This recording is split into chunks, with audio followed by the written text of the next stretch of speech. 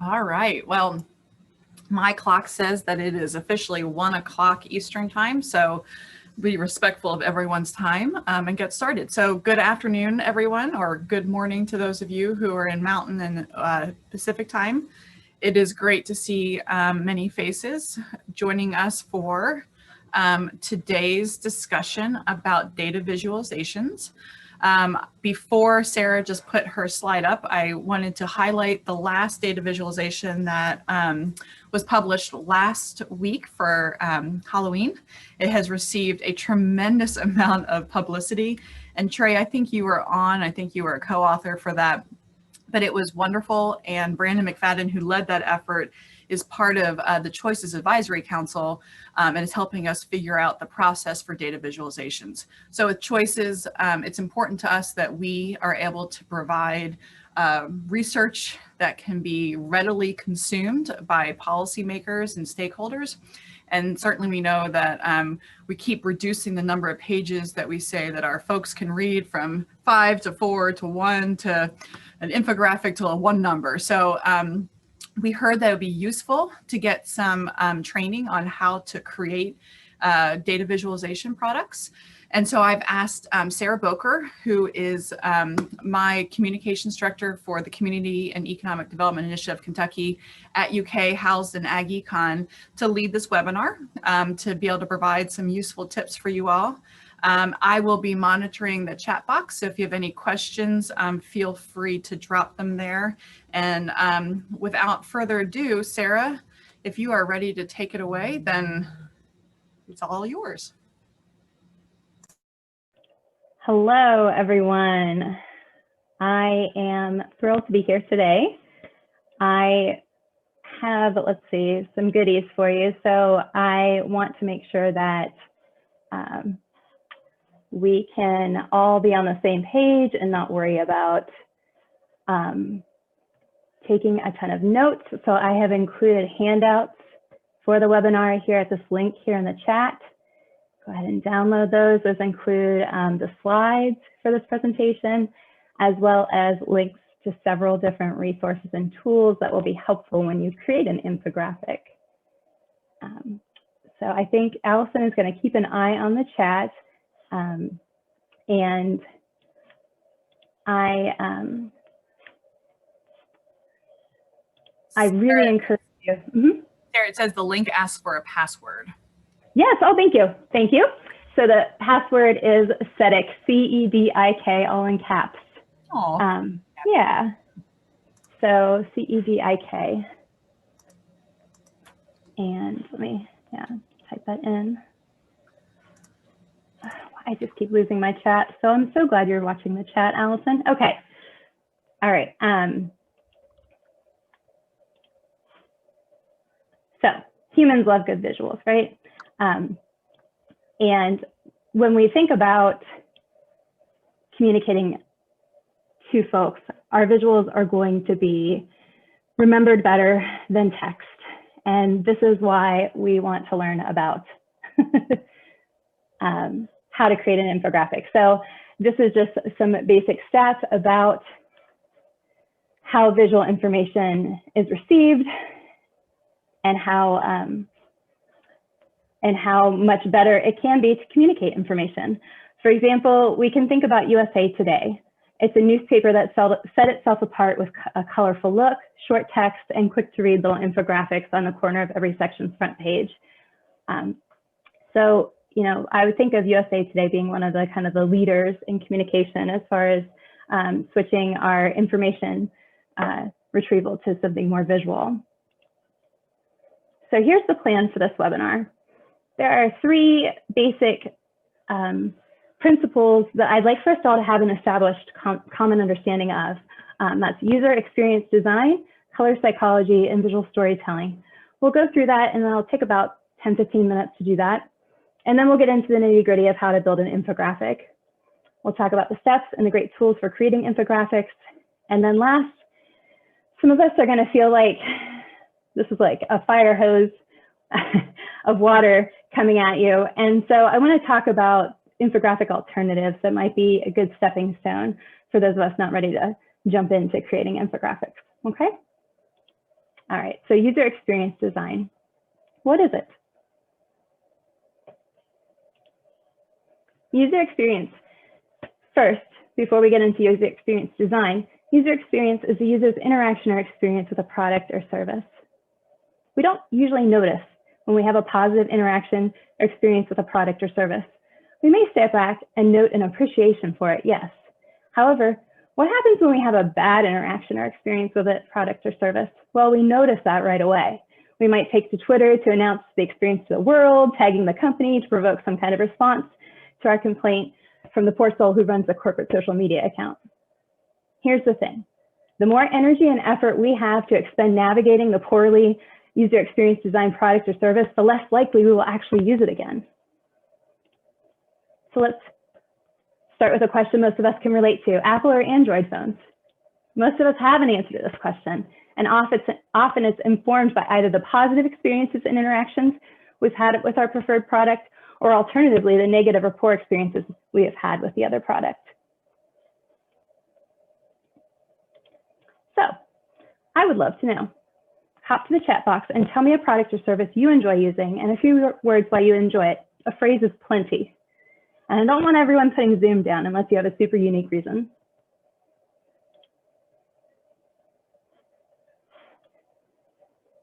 Okay. Open table. Okay. That's because I was hungry and I'm thinking about making reservations. Nice. And it's very satisfying. Yes. Snag it. Snag. Okay. Yeah. And Dropbox. Yeah. I love Dropbox too. Oh. Look at that.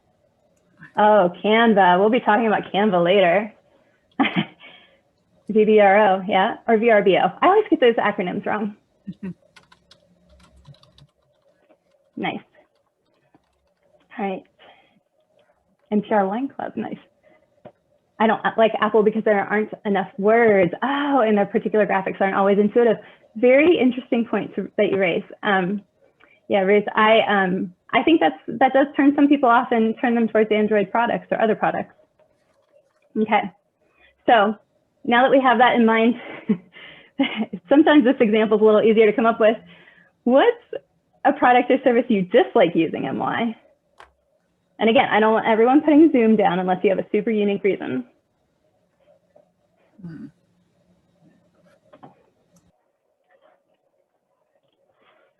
MS Word, okay. Okay, LaTeX, I'm not familiar with LaTeX, but I'm sure there are better alternatives out there. iMovie, iTunes, okay, yeah. Microsoft Teams because it hogs the bandwidth. iCloud, okay, yeah.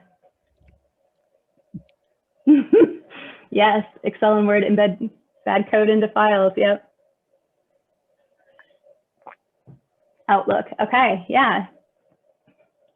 So oftentimes, again, our experience of a product is really either going to provide just a smooth flow, right? Because it's been designed well. And other times, its poor design really just becomes a hindrance. So user experience design prioritizes the user's interaction or experience in the design of a product or service. Okay, this one's fun. Let's look at a visual example that we can all kind of take in. Ooh. All right, so which faucet is easy to use correctly? This is something I encountered on my last vacation. We had rented a house for the week at the beach, and the bathrooms in the rental home appeared to have been recently remodeled, and we had the faucet on the left at the master bathroom sink. So for that faucet on the left, which way would you turn the handle for hot or cold water? How would you move the handle to increase the volume of water? It's a very pretty faucet, and some of us might appreciate the design of it, the simplicity of it being an all-in-one faucet, but is it functional? So for the faucet on the left, we're privileging the faucet's form over its function. The faucet on the right, while a similar design, we're not compromising the function of the faucet to achieve that form or that look. Yeah, exactly. So I see that some of you definitely agree with me. The one on the right is easy, and it's because I don't have to expend enormous amounts of mental energy to use the faucet on the right, and that makes me happy. So User experience design is the effort we can make to create a product that is intuitive. And again, we're playing on that intuitive understanding. So of course, at least in North America, a left handle controls hot water, right handle controls cold water, and how much we swing a handle toward the faucet will determine how much the water flows. Okay, this is just a funny picture. I was trying to Google confusing faucet, and this search result came up, and I have a 6-year-old daughter who saw this photo and just lost her mind. She thought it was the funniest thing. She's like, "Mom, that's a telephone faucet." Anyway, I just thought she would appreciate it. I mean, you look at that faucet and it's already kind of a headache to figure out how to use it. And is that really what you want? Okay, user experience design. Let's move on to color psychology and figure out what that is. And here's the backstory. I have an undergraduate degree in psychology, so I like talking about these kinds of things. Okay, so color psychology refers to how we associate meaning and emotion to color. Color carries meaning, and people are natural meaning makers. We are drawn to look at color, and our minds go to work interpreting the colors used, comparing them against our built-in emotional, cultural, and geographic color associations. And this is often an unconscious process, right? It's happening down in our subconscious. So when we look at these 3 colors, we have meanings and emotions that we associate with them. Red is a very powerful dynamic color that reflects our physical needs, whether to show affection and love or to portray terror, fear, and survival. Red is also a very energizing color that can portray friendliness and strength, but can also be demanding and show aggression depending on the context. Overall, if you're looking to have a really powerful presence or get someone's attention fast, red is your go-to color. Just remember to use it sparingly to avoid the extreme negative reactions it can so easily awaken. Purple is often used to show luxury, loyalty, courage, mystery, and magic. It's a very intriguing color as it soothes, but it also presents space for mystery and new ideas. This is why creativity is often most associated with the color purple. Green is the color of balance and harmony. It lends us a clear sense of right from wrong, since green incorporates a balance of both the logical and the emotional. Green is one of the most seen colors in nature, reflecting life, rest, and peace. It is also a sign of growth, whether that's in a physical object like plants or in our income and wealth. Overall, if you're looking to portray health, rest, and to relieve stress, green is your color. While green does have minor negative aspects like overpossession and materialism, it often has a more positive effect than the other colors.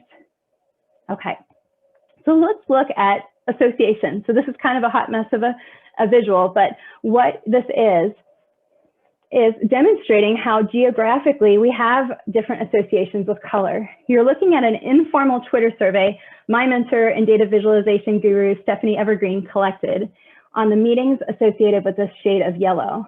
Here's the backstory on this map. Stephanie had just arrived in Warsaw, Poland to give a presentation on data visualization and noticed that there was a convenience store on every corner, and the convenience store signage was this shade of yellow. Check out what the Warsaw respondents gave as their associations with a color. So let's see, where are they? They're right there. Oh, I thought I had my pen. Here we go. So this is Warsaw. So they said, easy, energetic, too bright. Doesn't that perfectly describe a convenience store? So here's the thing. There are going to be cultural and geographical differences with a color's meaning, and we can't really get around that. But knowing our audience can help us determine smart color choices. So what I'm about to share with you are considered to be North American color meanings. Okay, so this is one of the PDFs in that Dropbox folder that you just visited. So here is this 2-page handout. This is by a gal named Carrie Jolliffe. And what I love about this is she provides both the positive and the not so positive aspects of colors here, and lots of different shades.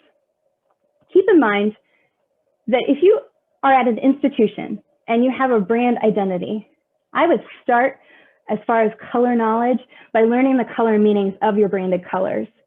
Also, keep in mind that if you do have branded colors, for example, say you work at a university that uses the color red. Well, in that case, you want to make sure that you're only using red to draw positive associations with data. If you're, again, talking about a document that's going to end up with your university branding on it. So instead of using red to showcase danger or failure or something like that that might be typically associated with red, you might want to pick an orange instead to draw attention to something in your data. Does that make sense? Okay, let's move on to look at some infographic examples and how they used color. Okay, so take a moment, have a look at this one.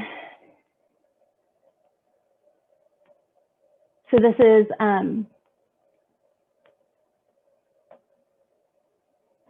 let's see, I lost the creator, oh, One World, One Ocean. That's the group who put this together. And I want to know, in your opinion, does the color in this graphic help or hurt the message? I will say that I'm going to spend a lot of time showing you great examples of infographics. So I think color really does help this message. Color is used to highlight key patterns. So in this infographic, the call attention to color is orange. And that was a very intentional choice given the topic. Think of the color orange and how it's used in the United States. The caution signs when road work is being done on highways, the orange barrels. Shades of blue are used as a neutral color, and given we're talking about the ocean, again, that's a highly appropriate choice, along with the muted green and yellow tones in the background. Okay, we'll revisit this infographic a little later, but see how that orange just really jumps off the page. Okay, so now looking at this infographic, this one is done by the US Geological Survey. No, I'm sorry, that's not true. It's a collaboration. It was a collaboration between Good and Column 5. So the data source is the US Geological Survey, along with a few other data sources at the bottom of the screen. So when you look at this one, again, we're predicting the next big earthquake. So we think about Earth, and we think about, well, Earth, we think about the color green. And then we think about something like an earthquake, we think about dirt, the soil, the brown. So great colors choices here, the good contrast. If you were to look at this in black and white, it has a very nice color breakdown. And again, just not two colors you would naturally just throw together to make a point, but this really works for this infographic. Okay, now let's look at this next one. How is the color used to draw the eye in this infographic? So when we're looking at this, this is really the point of the infographic, right? And it's in a different color. It really stands out. People like simplicity. It makes your content easier to understand if they don't have to interpret it through many colors. And color has meaning, so each color is going to add or take away from your message. So we're going to look at this next one. Again, when I have bad examples, I just try to come up with stereotypical looking things. So in short, this is what you do not want to do with an infographic. Our eyes love this color, but are you noticing that it's really hard to find a place for your eye to land on this page? Part of that's due to the fact that we're not looking at a fully formed infographic, I'll admit, but scanning this infographic, notice how our eyes are trying to make sense of how the color is used. That there doesn't appear to be a consistent way the color is used.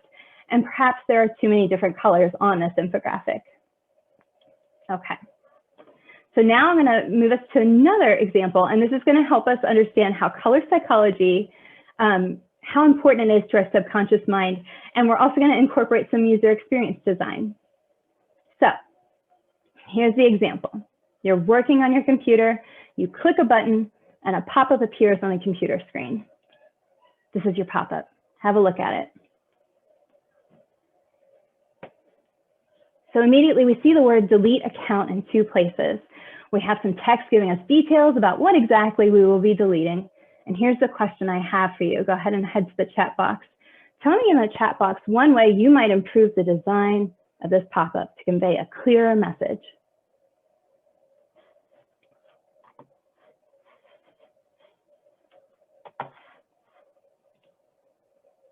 Awesome, so they're rolling in here. Yeah, so red or orange button, a red delete button. Figure out some way for it to not look like fishing, right? Yeah, it just looks a little strange. Yes, red. Okay. So, of course, let's add some red to it.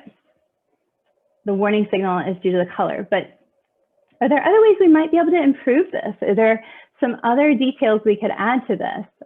And this might be a little bit harder unless you're pretty experienced with all this. Oh yeah, like, and are you sure you want to delete your account again? Right, a stop sign, beautiful, exactly, I love that.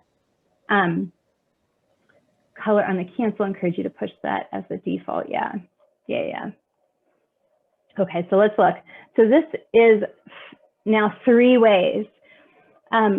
This red button with the trash can icon backed with the red, and then the red stripe on the top of the pop-up all help convey a clear message. And again, looking at these 3 options, which pop-up box would you prefer in this situation, and why?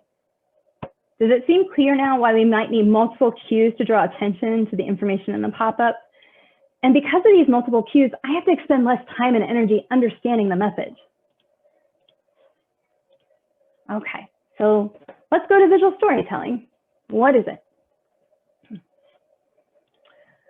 Visual storytelling involves the use of graphics, images, pictures, and videos to engage with viewers in an effort to drive emotions, engage inner communication, and motivate an audience to an action. So we use visual tools, and we hopefully get an engaged outcome. Okay. So here are 3 infographic tools that we can use for storytelling. First on the left here, we've got icons. They help us organize information. They provide quick visual instinctual cues. Middle here, well, actually, let's go back to the icons. So the icons there, you wouldn't have to work very hard, right, to identify kind of what context you might use those icons in. And in the middle here, this beautiful Sankey diagram above data visualization. And maybe you're not very familiar with the Sankey diagram, but this might be appropriate in a situation where we've got pre and post survey data of participants identifying their favorite fruit. And last, we have illustrations. Illustrations are great at conveying emotion and helping keep the audience engaged in the story. So not only do we have this cute picture of a dog, but look, he's got a paintbrush and he's painting, you know, spots on himself. That really evokes something more than, say, an icon does. So let's revisit the 3 infographic examples to look at how icons, data viz, and illustrations were used to convey their stories. So we'll go backwards now. So the most recent one we saw here about methane. So just looking at these icons, and again, I chopped up the infographic, so we've only got the top and bottom because the middle part was mostly the data visualization. But again, so icons are going to help us organize information and provide quick visual cues. And, you know, what do you appreciate about the icons in this infographic? I think there were just a lot of smart choices made here with this infographic. And let's see, I've got another comment. There we go. Awesome. Yeah, everyone loves a dog. Yes, Alison. But looking at the top line of the infographic here, you've got some great icon choices that help educate the audience as to why methane gas is an issue for our environment.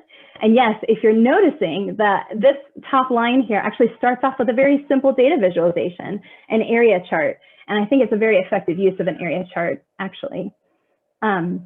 Looking at the bottom line of the infographic, the icons help the audience identify and also better remember, because again, our memory is enhanced with visual cues, the solutions available for lowering methane gas emissions. Okay, let's take a look at the one on earthquakes. Okay. So just noticing what you appreciate about the data visualization here in this infographic. Now, there are 3 main elements that I want to draw your attention to. First, the obvious one is the maps.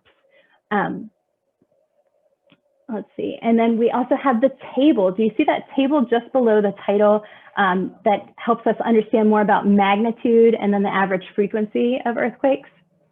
And then we have what are called the BANs or bands, the big ass numbers on this graphic. And those are also data visualization.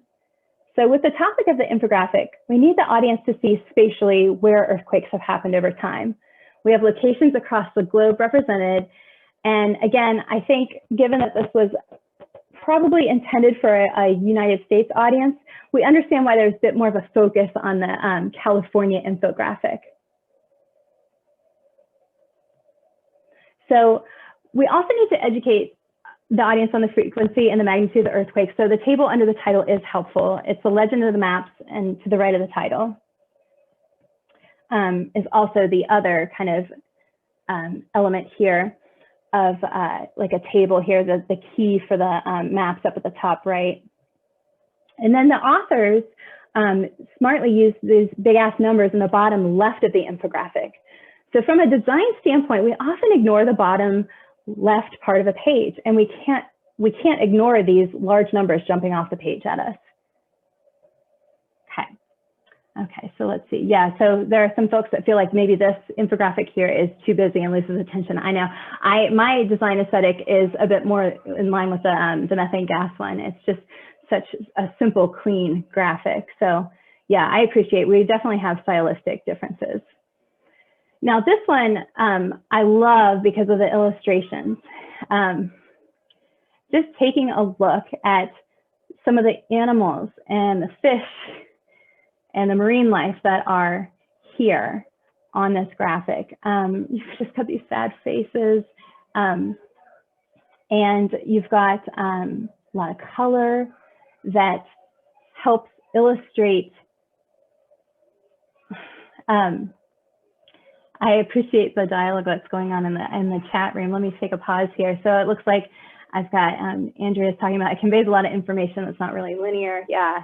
And I assume that's for the last graphic, not this current one that we're looking at. But this one is also not very much a linear kind of layout as well. So yeah, I think that I also like a bit more of a linear layout. But again, stories aren't necessarily always linear. They can be kind of a meandering through and learning different pieces and parts. And then you also see in this infographic we're looking at in the right kind of panel, you've got, you know, the information about the toxins, right? And you have the skull and crossbones that really draws things out. And then I love how they've got the little, the little graph here on the bottle. I find just all these elements are very much attractive to the eye. Okay, so let's just move on from this, but just know that if you have a talented designer that you have access to, you know, illustrations are a great way to go. There are some resources that I will share that do have illustrations, but they may not be as beautiful as this one per se. All right, so let's talk about how to build an infographic. And let's talk about how we get started. Okay, so let's start by choosing one goal for your infographic. Okay, and here are some questions that we might ask when we choose that goal. Who is the audience for this infographic? What do they need to know? Emphasis on need. And how savvy are they with data in general? And then also a really helpful bit of information. Again, this is kind of the more the marketing part of me coming out. You know, what do I want the audience to do with this information? So I can create a beautiful infographic, but I want to know, you know, ultimately, ooh, let's see, I just went flying forward there. Okay. There we go. Sorry, I keep losing my chat. Okay. So those are our questions we might help frame us when we think about our goal. And then what we are going to want to do is build a word-for-word script. Okay, and again, the wise advice is don't build the house before you have the blueprints. Not only is a script vital to charting what you're going to do with your visuals, but it's also a matter of accessibility. To reach the widest audience possible, a written script that contains the information in the infographic is going to allow screen readers to share the information in the visual with people who are visually impaired, okay? So it is worth the time and energy and effort to build that word-for-word script. Also, this is a collaboration and you are not going to be the person actually building the infographic, you're going to want to be able to convey exactly what you want in that infographic before someone starts to design it, okay? And then we need to start thinking about the hierarchy of information. Sketching out the infographic is helpful. And I'm talking about getting a piece of paper, pen, pencil, probably better so you can erase, and just diagramming out how this information is going to get laid out. Again, user experience designers create these things called wireframes for understanding the flow of an infographic. And just like we wouldn't write a journal manuscript without outlining the content first, the same when you're building this infographic. You want to know, what is the story of the infographic? Do we have the hierarchy of information flowing with the story? Okay, so a gal who has just such a brilliant name for her business, it's called Killer Visual Strategy. She put together this slide, and I like it because it provides kind of an example of what a wireframe might look like. It also talks about kind of the flow of the information.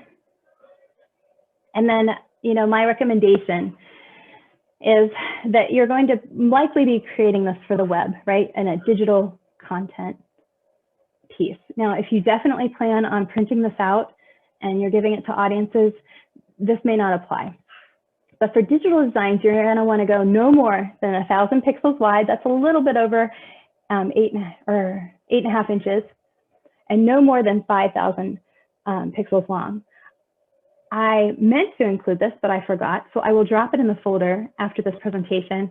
But I have a template for you. So the template is really basic. It's a PowerPoint slide that has guides on it, and it will allow you to get started. So what are you going to use for your infographic? Again, if you are a Microsoft Office champion and you just love using Microsoft Office products, PowerPoint's a great way to build one. A free design option that I would encourage everyone to consider is called Canva. I'll visit that site in just a moment and show you a little bit about that product. And then the Adobe product option, for those of us that have some pretty decent design experience, is going to be Adobe Illustrator. And I will be honest, we're really not going to touch on Adobe products other than the color wheel today. It's just a little bit outside of what I'm going to be able to do with this webinar. Okay, so if you have questions about it, just feel free to reach out to me after the webinar. Okay, so Canva. Let me see if I can switch my content here so you can see a little bit better. Okay, so this is Canva. And what it is it's not software, it is a website. And once you have an account, you can create literally anything digital that you would like. So you can do social media, you do all kinds of stuff. So what I just did is I selected infographic. So it's already sized me a design that works well. And, you know, the temptation here on the left side, so the left side's the navigation for most of this site. And the temptation is to just go to the templates and click on one and go for it. I highly discourage that. You're going to find that you're going to start trying to fit your content into the form of that template, and it's going to probably create some issues. So I would start with a clean one, and you know, here it is. I can zoom in down here. I can get much closer to it. And I can just start dragging and dropping things in. I can start creating text. Okay, I've got a bunch of presets in here because I've got the University of Kentucky's brand kind of already put in. But then I have all these elements, and this is where we'll talk more about icons and shapes and things to drop in. So they're already preformed, and I can change colors on them. It's very helpful. Okay. Now that link to that site is on your handout, so that you can look at that more closely after. Okay, so let's talk about choosing colors and fonts. So we're going to do this after we've written a word-for-word script, after we've created a drawing or a wireframe that outlines the content, then we'll come to step 2. Okay, so color and font choices are important. We've talked about color. We'll talk about font choices in a moment. And both of them actually convey that sense of emotion or mood for the infographic. And then asking that question, is it appropriate to use your institution's colors? You know, I've created a lot of infographics for UK, for internal reports, external reporting.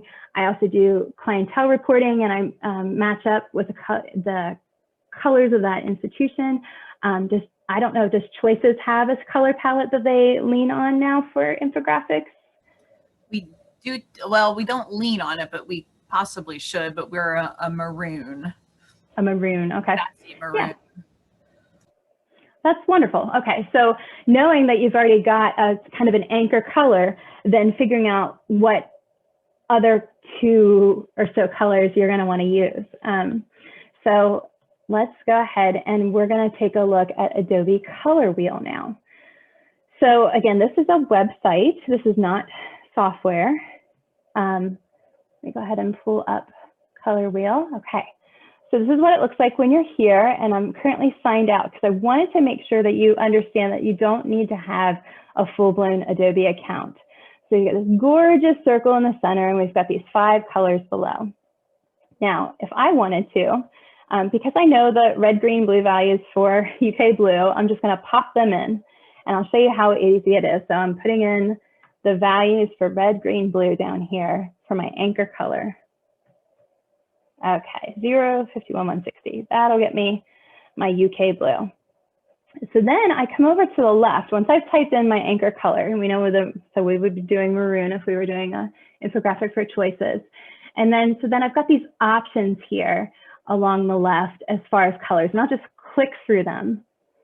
And so it's going to hold my center color, especially because I have the arrow there. That's my base color. It's basing the other colors off of it. And so you can see that I can come up with some really interesting color palette options when I click through. And it takes the work out of it, right, for us. Now, what I love, and this has happened in the last month, I want to say, they have this option up here called accessibility tools. You see the little new green button next to it. So what I can do is I can see whether or not my colors are in conflict for different types of color blindness. So you can see when you look below this top row of colors here in 5, see how these dashes over these 2 colors, they're showing me for this particular type of color blindness, these colors are going to look the same. So all I need to do is make a subtle adjustment. So I can drag and I can drop these colors, and it's going to adjust everything else. Oh, now I'm getting worse at it. And it may be that I need to just find one. Okay, there we go, perfect.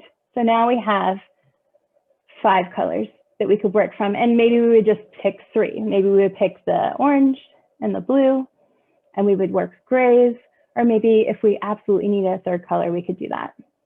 Okay, so let's see, we've got some comments popping in. Okay, nice.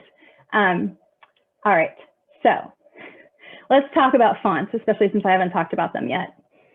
Okay, I'm going to show you an image, and it's just to prove a point. So, yay, fun clown for kids.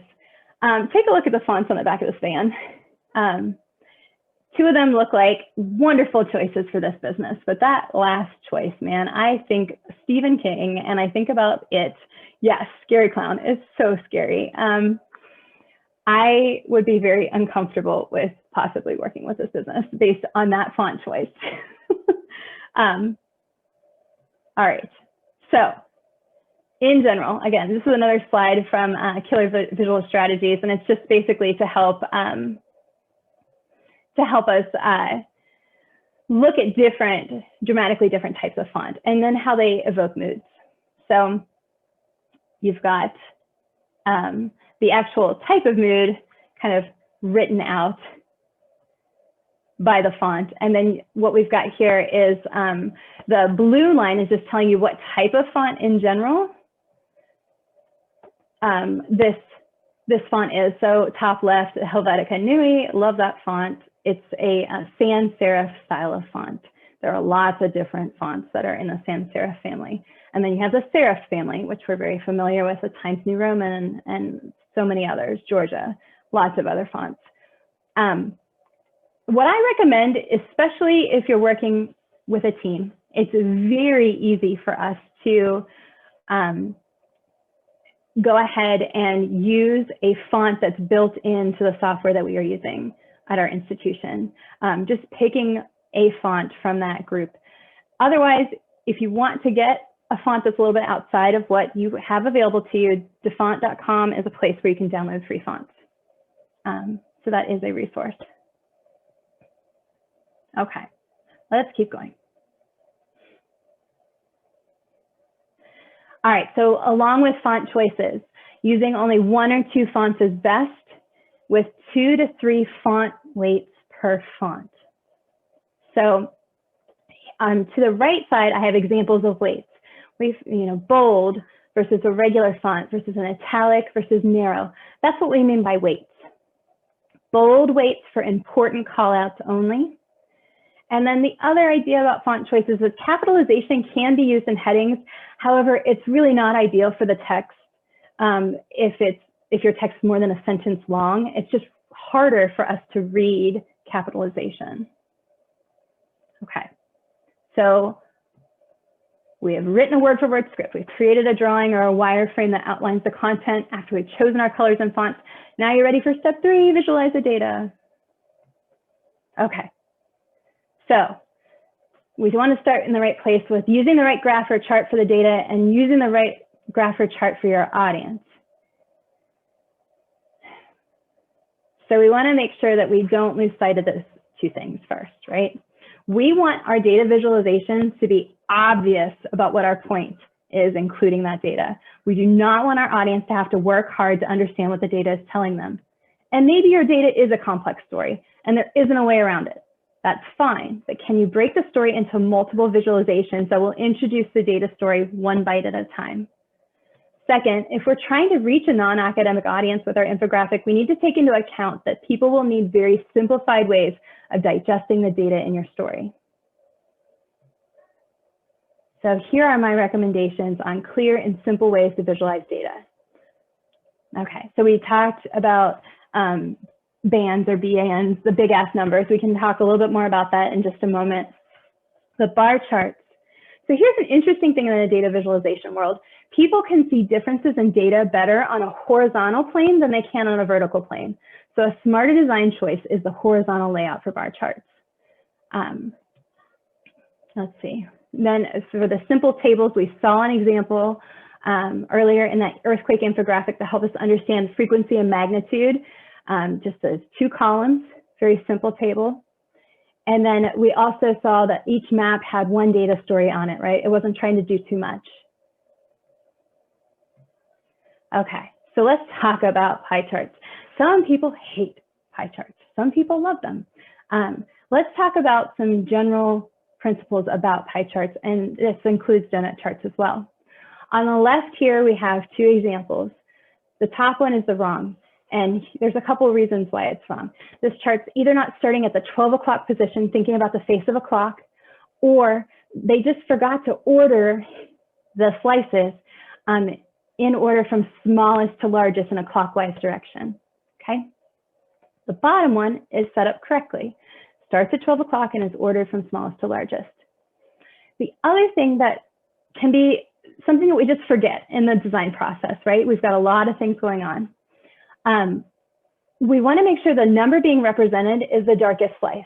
So the column on the left, the big X over it, see how it's kind of confusing to look at that?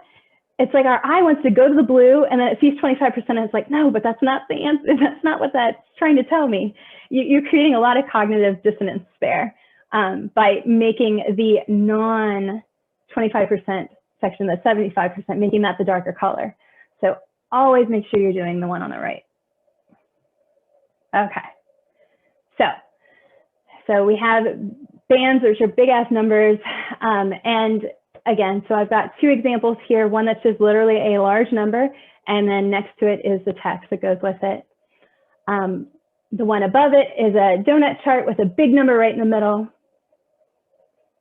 Yes. Oh my goodness, yes, Sam. You know, that it's almost I'm glad you bring that up. So he just wrote in the comments that we need to be careful as Excel and other software often make a graphic that is not readily consumed. That's totally correct.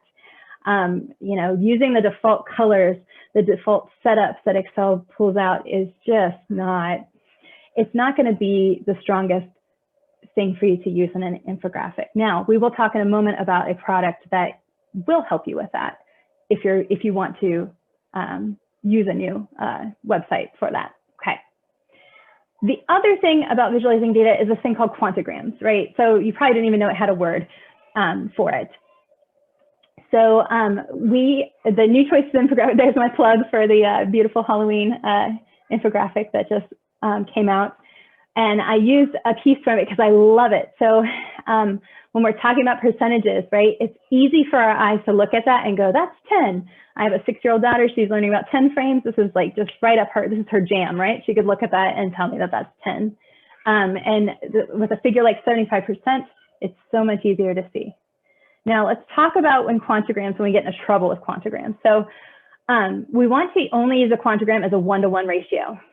So 10 humans are there. If you cannot clearly visualize a statistic any other way, you're going to use typography. So you're actually going to use that big number and you're going to, you know, create that supporting text. So 10,450, we have the word humans right underneath it. So we read it as a group, and then you have, you know, an icon to the left of it that again just ties into what your topic is for that statistic. Does that make sense? Okay. Oh, let's see, IG question mark. Let's see.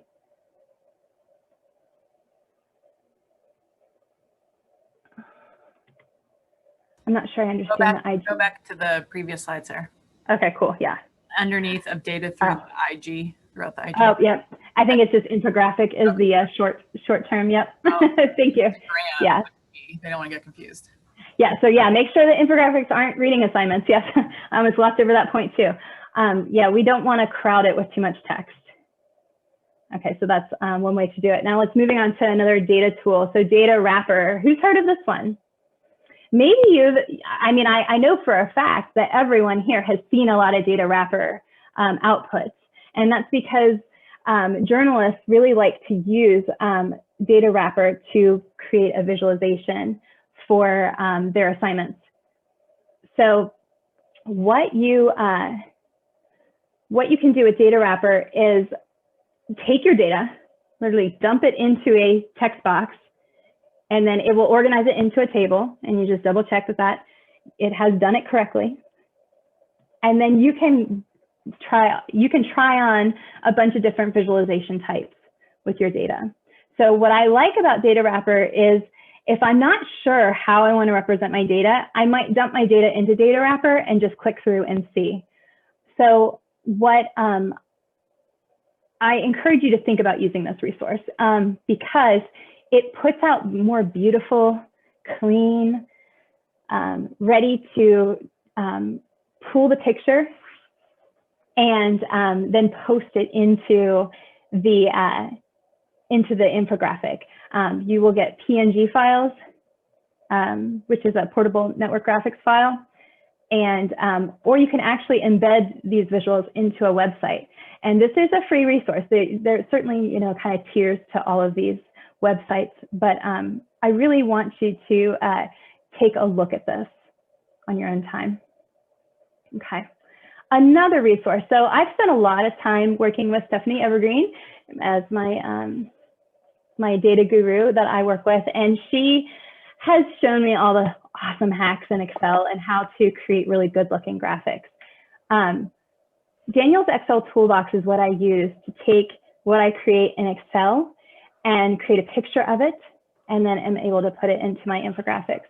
So it is just an add-on. You can see I've got that ribbon of Excel right there, and you can see how it is just a separate menu ribbon. And really, I use the export selection. It's right there in the middle. Here, I'll go ahead and draw on the slide so you can see it. So it's right here. Okay. Highly recommend downloading that add-on. You can create again, portable network graphics files from your work that you do in Excel, okay? All right, so after you've written a word-for-word script, after you've created a drawing or a wireframe that outlines the content, after you've chosen your colors and fonts, after you've created your data visualizations or have a plan for those that will require icons, such as a big ass number or a quantigram, now you're ready to add your icons and illustrations. Sarah, before you go on, there's just one question. Is the toolbox you just mentioned, is that a download? It is a download. So you are going to download the add-on. So yeah, you'll install, and then it will appear as a separate little menu bar. Do we have that location in the materials? Yes. If you go to the handouts page, there should be a link to the website where you can download that. Okay. Yeah, let me know if you have any trouble with that. I'm happy to help. So we want to pull in icons and illustrations. And here's the thing, I like to leave those a little bit later simply because I can get really pulled into a different direction by thinking about some of these visuals. What I want to do is I want to make sure I have my story down, and then that the visuals I bring, the icons, illustrations, are just supporting that story and not the other way around. So there are several places you can go for icons. One of them is the Noun project. Again, that link is in your handouts. The key with searching for icons is to not get discouraged too quickly. Thinking about many different words, emotions, or ideas that will help you find the perfect icon. It may take more than one search. Okay. Sure, location for the Dropbox. Can somebody who's on the team go back and copy paste that? Thanks. Okay, we'll get you that, Andrea. The other place is Icon Finder. So I use Icon Finder a little bit more frequently than I do the Noun project. And again, just same idea. It's a website that you can find lots of great icons in. Okay, now here's why I recommend Canva. Not only does Canva have great icons, but it also has illustrations that can be used to create an effective infographic. Another advantage to using Canva to build your infographic is that it's easy to recolor your icons in Canva. That's the one kind of sticking point that I think that we might bump into if we're downloading a bunch of Canva, or I'm sorry, lots of icons. So hopefully you either know somebody in your team at your university or institution who can help you with recoloring icons, or you know, reach out to me. I'm happy to walk you through it. Okay. All right. So finishing touches. Alison, put yourself on mute. A message I'm leaving. Okay. Oh, okay. Thanks. So finishing touches. Let's talk about that. So we're going to involve others to get feedback on the design and text proofreading. And I would say get pretty far through your infographic before you start doing that. You're going to want somebody else to read through it because you stop seeing the details, especially in the text. And it can be really, really, really difficult moment to publish something and go, oh no, that word is misspelled. It's so obvious. So please lean on others to give you some feedback, and you'll be surprised. People, A, are really usually very generous about it, and B, I always, the moment I hand something off, and my coworkers will confirm this, I immediately go, oh, I think I've already thought of 3 different ways before they've even given me a word of feedback. It's just that idea of being able to be vulnerable enough to push your stuff out and share it with someone else, and you will make your design that much better for it. And white or empty space on the infographic is your friend. You know, we saw some cluttered examples. So thinking about a clean layout always. Cite your data sources, and then an accessibility checklist. So I have included a link to a great one from California State University that really helps you think through accessibility. Okay, so let me have you read this real quick.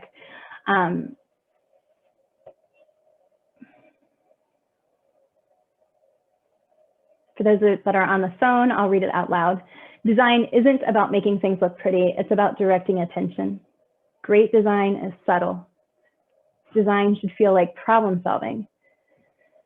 User experienced designers feel a surge of happiness when they get to delete something. And when it looks too simple to represent the amount of time you put into it, you're done.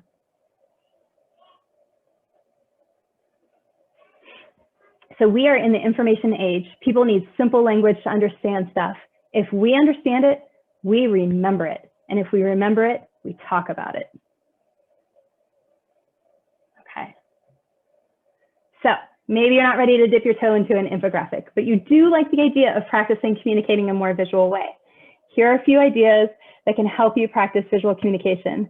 So I'm not gonna, what's the quote from Hamilton? I'm not gonna drop my shot. Like, I'm gonna go for this now because I'm in front of an academic audience. So have you all heard of the Better Research poster? Have you heard of the Twitter poster? And last, have you thought about it, taking the Twitter poster concept to other social media platforms? Okay, so let's talk about what is a Better Research poster. A Better Research poster is this. It is the image here on the left versus the wall of text that's on the right. So we are all so familiar with what research posters look like, having attended conferences. And Mike Morrison is the promoter of the Better Research poster. He is a doctoral candidate right now. And he got into graduate school and said, we can do this better. And he has a beautiful pair of YouTube videos, which I included those links in my handout list. And if you have a half hour and you want to understand how he got to this idea here on the left, and just the sense it makes, I'm excited to put together a research poster and get out there. It's just beautiful. And it's, I think, an easier dip into this idea of representing data more visually. So the other idea that he came up with, and this is partly because of COVID, is this idea of a Twitter poster. So his video about Twitter posters is only 7 minutes long, so you have to promise me you'll at least take a look at that. Yes, I will get to the comments in just a moment. So what I love about Twitter posters is they remind me a little bit more of like doing PowerPoint slides. So let me show you really quick. I'm gonna pull up one example so that you can see it. Okay, why am I not able to do that? Oh, here we go. Okay, I have to pull it up fresh because if I didn't, the GIF reset. So they're little animated GIFs right here. So we're gonna look at this guy right here. Systematically screening and treating people on maintenance dialysis for latent TB. Okay, people with chronic kidney disease on maintenance dialysis are at high risk of progressing. It's going too fast for me to read it out loud. So if I wasn't presenting right now and I was more passively viewing this information, I can navigate this very easily. It's like a mini presentation and it's right here on Twitter. It's a great way to get information out, science out in a faster way. Okay, so also he provides a bit of information on how to make Twitter posters accessible, right? So if we have a Twitter poster up, folks that are, again, vision impaired are not gonna be able to read it, but he has a little Twitter post, funny enough, about how to actually make your Twitter posters accessible. Okay, so Facebook can handle animated GIFs as well. And if you're on Instagram, you can post 10 photos at a time. A viewer can swipe left to view your data story. So again, thinking about, could you create a data story in 10 slides? And then posting to YouTube, so you can share across platforms. Say, for example, your jam is LinkedIn. You could do that way. Okay, here are my closing thoughts. So user experience design, color psychology, and visual storytelling are the concepts that help us create an infographic that is intuitive, meaning that we can create a visual story that resonates with our audience's subconscious understanding of color and imagery. The less work we can make our audience do in reading our infographic, the more information they can absorb. By starting with one goal, choosing smart colors and fonts, providing simple and clear data visuals, and emphasizing our message with icons and illustrations, we can engage our audiences with their emotions and inspire them to take action from the story we share. And number 3, we can work with our understanding of other concepts, such as a research conference poster, or even the concept of presentation slides, to engage audiences with our research, as we use these formats as a stepping stone toward creating a one-page infographic. We can communicate our research in ways that increase engagement with our long-form writing and help the diffusion of science move faster. So yes, I imagine there are questions. I want to go back through the chat, happy to answer them. If you've gotten what you need, great. I'm going to drop my contact information in, although it is on the handout as well. But please reach out to me. All right, and if you have questions, you're welcome to unmute. Sure. Sarah, this is Sam. Yes. So just a quick question. In part of this, the way it was phrased was how to make infographics, and you've given a lot of really good information for things to consider as we're making these infographics. But so, and you mentioned about you hope we have people, you know, at our institutions who would be able to do the colorations or whatever. But so like, how do you make the 7.5 Frankenstein's monsters? How do you make the graphic, the image that'll show off that information? Totally. Okay. So that's the fun part. So depending on where you're starting, I'm going to go ahead and just resort to our Canva as an option at looking at that. So let's pull open that infographic I have started, which it really isn't started. I guess it's a blank sheet of paper. And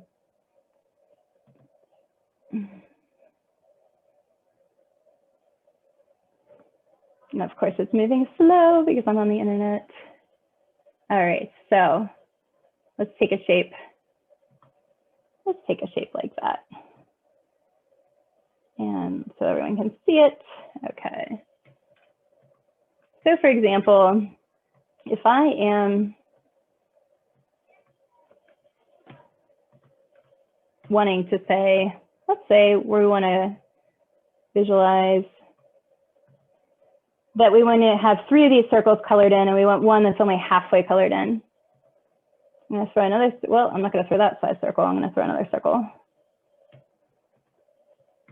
And then I have this awesome ability to, what do I have the ability to in this product? I might have to, looks like I can't crop this. Okay, so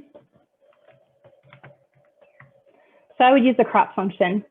And I could do this in Word, I could do this anywhere.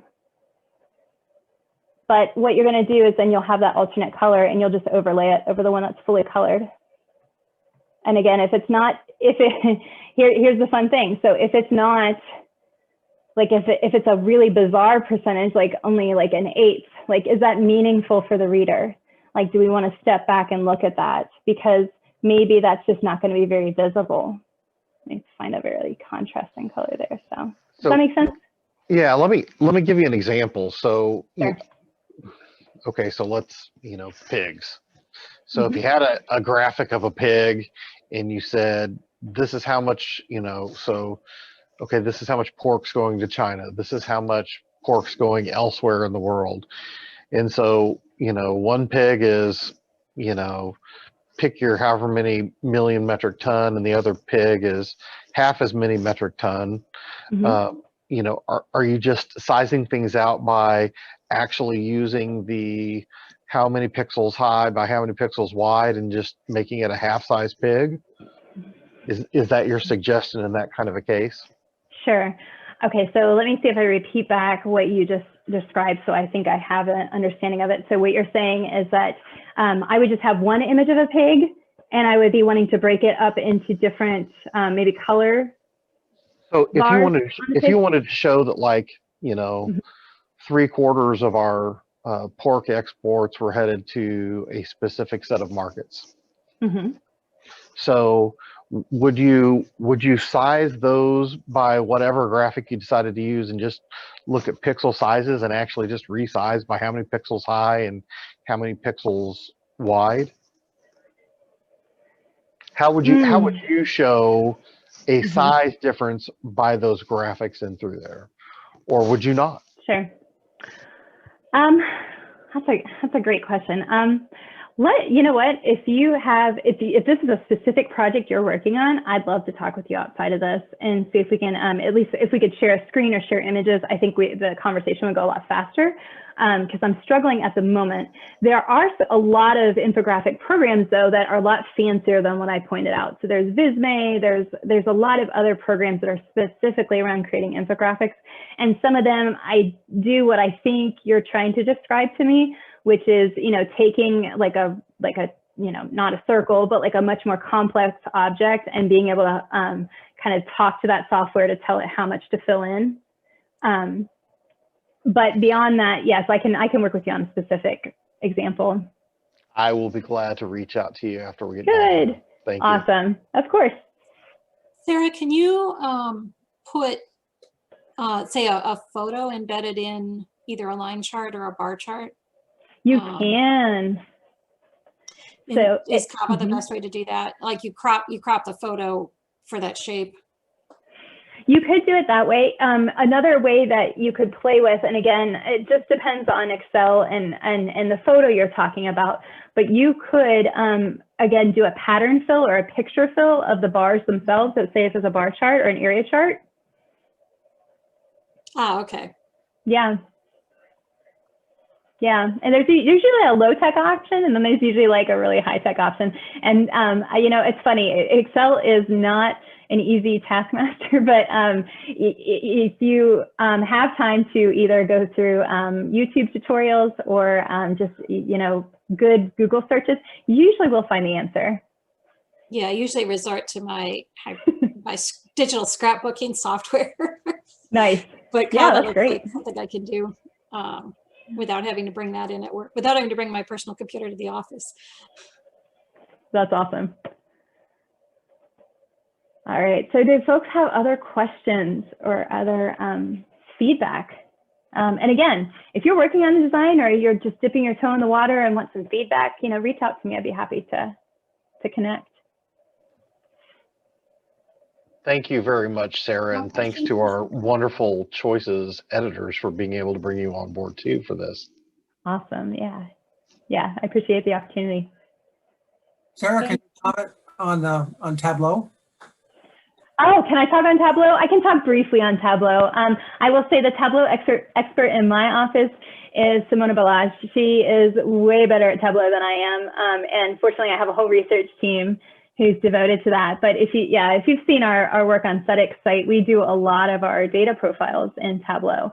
And I will say, if you are interested in really expanding your skill sets around Tableau, I highly recommend checking out Stephanie Evergreen. She has a data academy, and right now she does tutorials in Tableau, in R, in Excel, and I feel like I'm forgetting another option, but she is phenomenal in helping expanding skill sets on all those areas.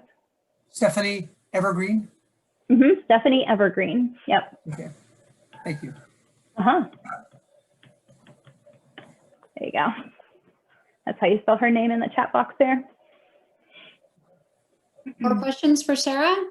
It's been fantastic, I have to say it, because I've been a little bit scared after writing this, so. Yeah, I certainly don't want to intimidate anyone with this process. And hopefully those infographic alternatives I mentioned at the end are a great on-ramp to doing infographics, because I think, the more we can tell our stories in the different ways, it's just going to make things so much better and our research better.